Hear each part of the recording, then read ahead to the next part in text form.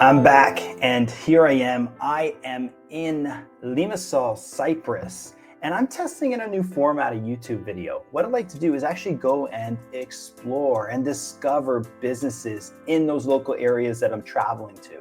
And when I'm in those areas, if I find a business that I like, I'm gonna come on here and I'm gonna audit that business. It's the least I can do. I mean, if they have a great service or a great business, I want to encourage them to have the best presence possible so more people know about that business. So today we're diving into it. And this one here is a restaurant I literally just had about 10 minutes ago, and I am completely stuffed. It was a fantastic experience, 5 stars. Let's dive in. All right, so the first thing I did before I went out tonight, I just got in from a flight, so forgive me, I'm on like 2 hours sleep right now. But what I did was when I came to my hotel here in Limassol, Cyprus, I Googled restaurants near me. Very interested to know what comes up near my hotel. And I'm in a pretty popular area, as you can see here. There's tons of restaurants. But I did a little searching and one stuck out to me over the rest. And it was, if I can find it here. There it is. I want to say Waisia Soulful Kitchen. And the reason why this stuck out to me, it's got 4.7 stars. Okay, and it's got 1,200 reviews. Anytime I see a business over 1,000 reviews with over a 4.5, it's got to be good. Okay, I mean, to have a perfect 5 with 1,200 reviews is almost impossible, unless you got like a bot farm doing reviews for you. Otherwise, that is quite impressive. And you had other ones that were ranking higher than that in the area. Actually, not too many if you look here, but most of them, like you got like 451 reviews, 306. 14. Nothing comes close to this guy here, or where was it? To the one I was at tonight, Waisia Soulful Kitchen. So I went there, had the best pork Souvlaki I've had in my entire life. It was massive. You saw the video. Okay, and I need to go and check out what they're doing online because I am so curious. So I came back to my hotel and commenced my research. The first thing I did, I noticed their website looks actually really good, but there's a couple points on the website I think it's worth noting. First of all, when you click on our menu, it goes to a PDF, okay?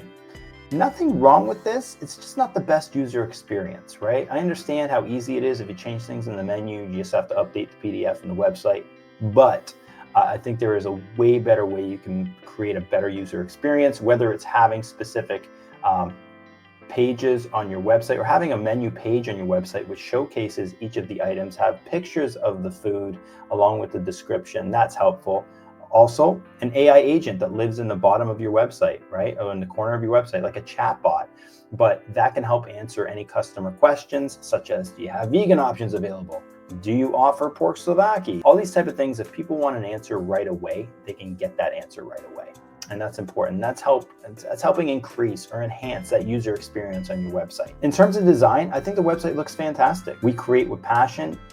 I might work on that copy above the fold. We create with passion. It could be any business, right? I think if you talk specifically about the food that you offer, and I believe it is traditional food from Cyprus, if I'm not mistaken, but it had the menu look very Greek.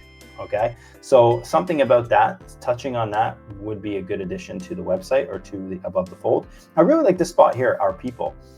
This is the guy that served me tonight, Constantine. He was a founder. You can tell he's a founder, actually. He was nice, not overbearingly nice, like I want to get a tip type of nice. He was just very genuine in his approach. But besides that, I'm not here to talk about that. I'm here to talk about the present. So going on. So when you look here, you can go to order online, right?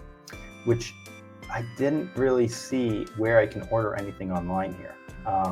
It just brought me down to this farm to table for the flavor page, which is not what I wanted. But when I do go to book a table, this is interesting. It wants to open up Skype. First of all, Skype no longer exists. Second of all, I would have something other than that, some third party, like an open table type of thing, to do a lot of that for you. I can only imagine people at the restaurant wasting their time talking to customers instead of serving the customers in the store or trying to accept reservations. That phone must be ringing off the hook, right? I would connect a third-party platform like OpenTable or like Chitello AI agent that can do a lot of those reservations for you right on the chat on the website, okay? That's what I would recommend. It just creates a better user experience rather than booking a table. I click that and it's getting me to make a phone call, right? At least if you're gonna stick with the phone call, cool. I would change the wording from book a table to call us, so people know they're not booking a table by clicking that button. Now, social media, you gotta live or die. You live or die by social media when you're a restaurant, right? This is how people are talking about you, sharing your pictures, all that type of stuff. So it's important to have a strong presence on social.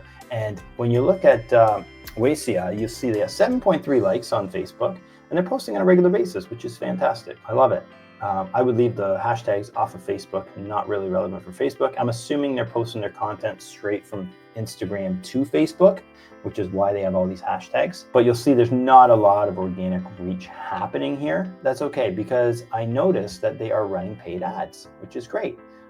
Every restaurant, I think every restaurant should be targeting 3 kilometers around their location with some paid ads. You don't need to break the bank. Spend 5, spend 10, spend $20 a week. Okay, it's definitely worth your while, and you get your bang for your buck because you can reach so many people with such a small ad spend. In this case here, I see Waisia is running a lot of vertical, real story type of videos. I always encourage restaurants, or anybody for that matter, to mix it up. If you're only targeting or using a format for reels and stories, you can only target people that watch reels and stories. What about those people on Facebook going through their feed, right? You want to make sure you're creating a landscape version of these videos so you can serve those people that like to consume content on the Facebook feed, because you're missing out on those people by only doing real story shaped videos. Okay. Also, I see they're using a lot of hashtags on Facebook and then ads. You don't need hashtags and ads. There's no point. Right? And just a little side note, when you're doing hashtags like sangria, restaurants, they're very generic hashtags. Somebody in Kansas City could be looking at restaurant hashtag, and it's not going to be relevant for them to see Waisia content. All right, so maybe just keep hashtags. I like to use hashtags that are local to my area. Okay, like for example, Limassol foodies. Limassol is fine, but Cyprus is okay, but they should be more localized to your area to actually get exposure to those users that matter. Now, another thing, the video content is great. One other thing I would suggest is I would suggest using the video content and to collect those video views, getting people watching a percentage of the videos, and then serve them a very specific offer, right? Maybe it could be Wine Wednesdays or some sort of a deal or special day of the week. Because once you have their attention after watching a percentage of your video, you're familiar now. And now it doesn't seem like a sleazy salesperson when you pitch them some sort of an offer like half price wine on Wednesdays, right? Retargeting people that watch the percentage of the video is a great audience to go after with special offers and deals. Now, lastly, you look at their Instagram. Instagram, I think, is pretty good. It's decent. You look at it here, you got beautiful images and pictures. And one thing you should always look at is when you see a particular, and I'm looking at the reels here, but when you see a particular post that's an outlier, and what I mean is getting more reach organically than the rest, that is a good signal that you should put some money on that specific piece of content. It means the algorithm likes it. Spend a few dollars and amplify that reach, okay? This one here, I believe, is the actual ad that they have running, which is why we see 10.9K views on it. That's okay, but again, you're gonna see outliers here, like there's 51.7K, that is likely an ad, I'm assuming. But this one here, 6,000, here's an outlier. I would definitely put some money on this, maybe even retargeting those people that saw that initial ad, right? But this should definitely have money on it because the algorithm likes it. And that is one way to tell, is seeing what gets more reach than the rest. And those ones there always put a little bit of ad spend behind it. In some cases, you could even make that an evergreen campaign.